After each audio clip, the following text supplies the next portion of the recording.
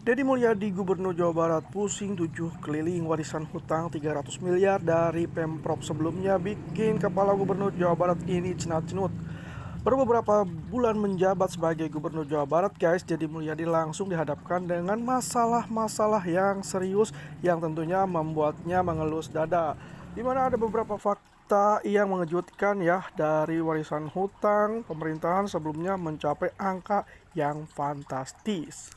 Karena sudah tidak ada anggaran ya wajar saja KDM menolak mengikuti arahan dari Mendagri untuk rapat-rapat di hotel. Dan kita doronglah rapat-rapatnya cukup di pinggir sawah, pinggir sungai, di gorong-gorong, di pemukiman kumuh, di pinggir laut, ya, di tempat sampah. Karena akan lebih efektif dan efisien.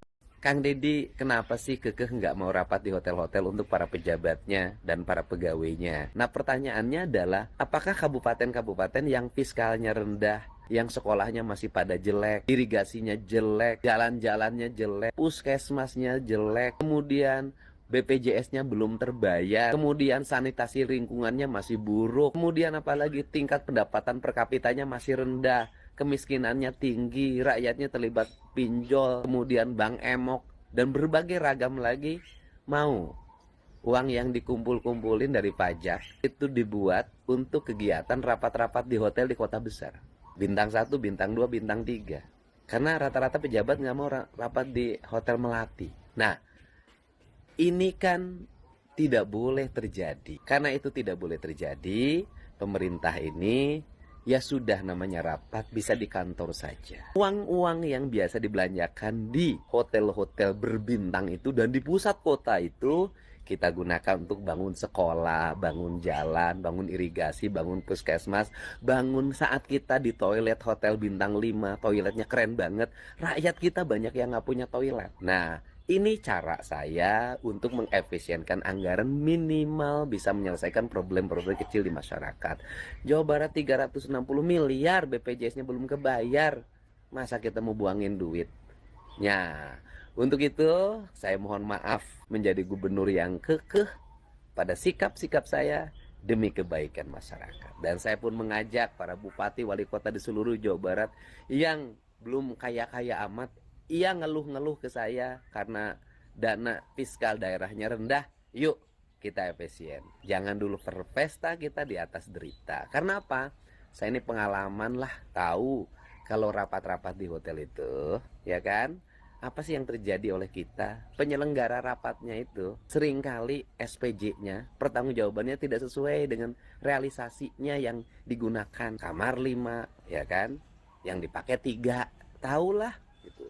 Makan 10, ya kan, yang dipakai 7, kan itu yang terjadi. Nah, untuk itu mari kita bersama-sama mengefisienkan anggaran negara ini, khususnya para bupati wali kota di seluruh Jawa Barat, khususnya Pemprov Jabar, untuk kepentingan rakyat Jawa Barat dan untuk kemajuan daerahnya masing-masing. Jangan buang uang di satu daerah ke tempat lain, buanglah uang di tempat daerah itu berada. Karena rakyat kita berkeringat bayar pajak, ingin daerahnya maju. Kalian tahu apa yang paling mahal hari ini? Kejujuran di tengah pesta rapat para pejabat. Ketika izin dari kementerian datang, banyak kepala daerah mungkin langsung bersorak, akhirnya bisa rapat di hotel bintang 5 lagi. Tapi tidak dengan Kang Deddy Mulyadi. Beliau berdiri sendiri, melawan arus kemewahan birokrasi dan berkata, uang rakyat bukan untuk nyewa ballroom hotel, tapi untuk irigasi, rumah rakyat, dan pendidikan anak-anak bangsa. Boy ieu sakedeung deui urang Jawa Barat moal bisa berobat ka BPJS. Kunaon moal bisa berobat ka BPJS? Kabupatenna loba nu teu mayar BPJS, provinsina teu mayar BPJS, kabupaten kota 300 miliar. Ai kamari duitna dikamanakeun? Diaur-aur ka ditu ka dieu. Beleg ka ditu, beleg ka dieu, beleg ka ditu, beleg ka dieu. Nu lain hakna narima duit provinsi. Kabeh nu narima duit eta, lamun isukan aya jelema maot kulantaran di rumah sakit BPJS-na teu bisa mayar kulantaran negara can mayar. Lamun anu ngajuru orokna maot, indungna maot kulantaran negara teu mayar, BPJS mayar, maneh doraka. Rek nyarita naon? bahkan secara administrasi eta warga bisa gugat negara. Sabab naon? Hakna teu dibikeun ke negara. Kurang gagah nyaritakeun sigeun jelema pangmulyana, rakyat engkak-engkakan di rumah sakit teu bisa mayar, BPJS-na teu dibayar ku negara, ku provinsi jeung kabupaten. Sabaraha hiji jelema nu maot, sabaraha hiji jelema nu teu kalayanan, sabaraha hiji jelema nu talangsara, doraka itu. Gubernur Jawa Barat itu, Kang Deddy Mulyadi, nyaris tidak pernah ngantor. Yakin kan? Yakin. Beliau lebih senang muter-muter, pergi ke sana, pergi ke sini di wilayah Jawa Barat dan langsung melihat keadaan masyarakatnya, keadaan lingkungannya. Ya, luar biasa. Sebab apa? Kang Deddy Mulyadi tahu kalau beliau hanya di kantor saja, di belakang meja saja, permasalahan di Provinsi Jawa Barat tidak akan pernah terselesaikan. Hebat gubernur Anda itu. Gubernur Anda orang Jawa Barat luar biasa. Ada nggak ya? Bisa nggak ya gubernur-gubernur lain di wilayah Indonesia melakukan yang seperti itu? Bisa nggak? Kalian berharap nggak? Saya sangat berharap. Dan saya yakin gubernur kami di Sumatera Utara juga akan melakukan itu. Bupatinya, wali kotanya harus bisa melakukan itu.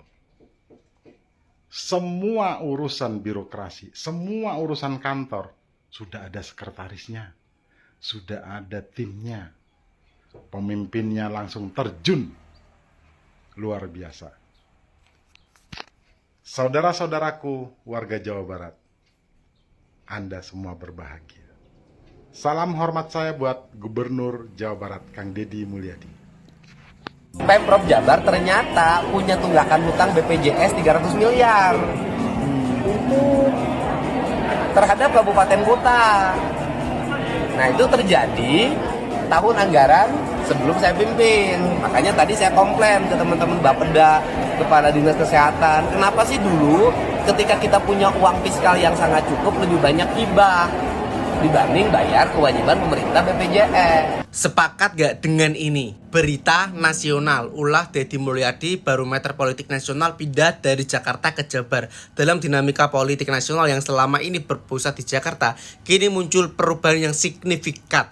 Jawa Barat kini menjadi sorotan utama peta politik nasional. Di balik pergeseran ini, nama Deddy Mulyadi mencuat sebagai tokoh sentral yang menggerakkan perubahan. Sangat-sangat setuju sekali. Bahkan sekarang Jawa Barat itu menjadi contoh gebrakan, contoh gagasan bagi gubernur-gubernur provinsi lain. Dan kalian tahu sendiri kan, apa yang dilakukan Pak Deddy Mulyadi langsung saja turun ke lapangan, mendengarkan keluh kesah masyarakat, dan tidak omong-omong atau cawe-cawe yang banyak rapat lah, menggunakan anggaran lah, rapat di hotel lah. Itu buat Pak Deddy gak perlu semua. Coba nih buat kalian semua yang setuju, tinggalkan di kolom komentar ya.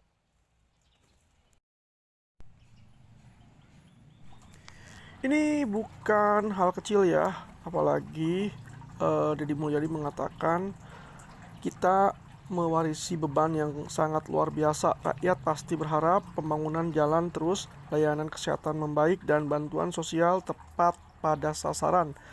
Tapi bagaimana bisa bergerak cepat kalau baru duduk saja sudah dihantam dengan angin yang besar begini?